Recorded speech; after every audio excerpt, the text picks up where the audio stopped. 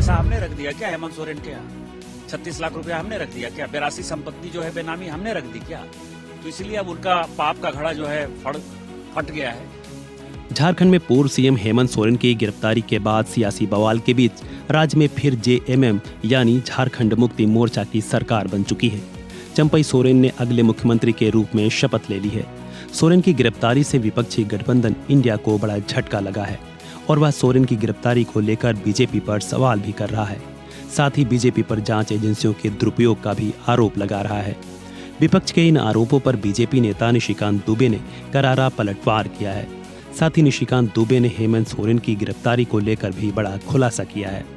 निशिकांत दुबे ने कहा, उन्होंने बहुत दबाव की राजनीति की है।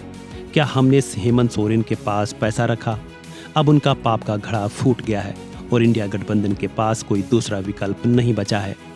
मधु कौड़ा को जेल किसने भेजा? सित्तेर जी के यहाँ किसने रेड मारा? कनीमोजी और राजा को किसने जेल भेजा? उस वक्त जो है ईडी और सीबीआई का दुरुपयोग नहीं हो रहा था। ये अपने दिल से जानिए, पराये दिल का हाल कह रहे हैं। ये सभी जो है उसी मानसिकता के रहे हैं। इन्होंने बहुत दबाव की राजनीति की है। एजेंसीज को जो है इन्होंने अपने उपयोग के लिए किया है। ये माननीय प्रधानमंत्री जी, मोदी जी की सरकार है। ये बड़ी ट्रांसपेरेंट तरीके से काम करती है और जो भी चोर होगा, पैसा हमने रख दिया क्या हेमंत सोरेन के यहाँ? 36 लाख रुपया हमने रख दिया क्या? 82 संपत्ति जो है बेनामी हमने रख दी क्या?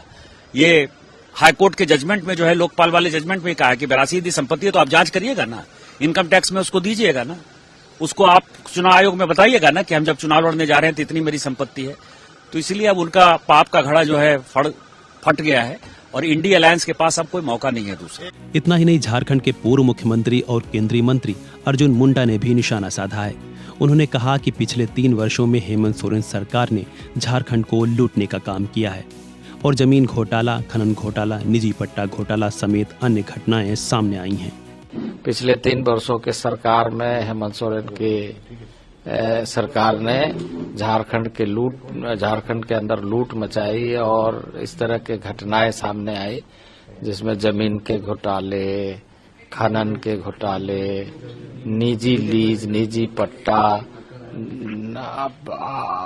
और कई तरह के मामले लगातार आए और वो इन सारे चीजों से बजाय इसके कि वास्तविकता से अवगत कराए, ये बचने की कोशिश किया। इसलिए आज जवाब देने में विफल रहे।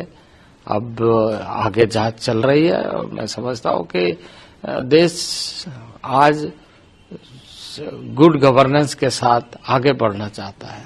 बता दें कि हाईकोर्ट में हेमंत सोरेन की एक याचिका पर 5 फरवरी को सुनवाई होगी। ईडी ने लंबी पूछताछ के बाद हेमंत सोरेन को बीते दिनों गिरफ्तार कर लिया था। हेमंत सोरेन फिलहाल जुडिशियल कस्टडी में है। फिलहाल इस वीडियो में इतना ही। खबरों से जुड़े अन्य अपडेट्स के लिए बने रहें वन इंडिया हिंदी के साथ।